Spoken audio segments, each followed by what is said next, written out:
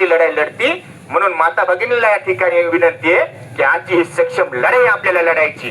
ज्या उपविभागीय कार्यालयानं आपल्याला या ठिकाणी धोका दिलेला आहे, आपल्याला या ठिकाणी फसवणूक केलेली आहे, आपल्यावर एखाद्या माफियासारखं या ठिकाणी प्रॅक्टिस केलेली आहे, या माफिया या एसडीएम कार्यालयाला माझ्या मताने या सगळ्या महिलांनी आपल्या बांगड्याचा आहेर करायला काही हरकत नाही. आणि तुम्ही ते बिंदास करा. आम्ही भाऊ म्हणून तुमच्या सोबत आहे. काय होईल ते होईल.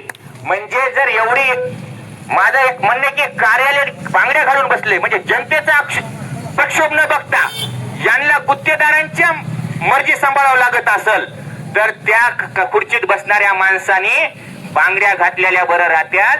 त्यामुळे आता जास्त काही बोलत नाही. आपण सर्वांनी या ठिकाणी त्या कार्यालयाला आज बांगड्याचा आहेर करायचा आहे. बाकी यानंतर मी माधुरी मॅडमला विनंती करतो की त्यांनी आपलं मनोगत व्यक्त करावं.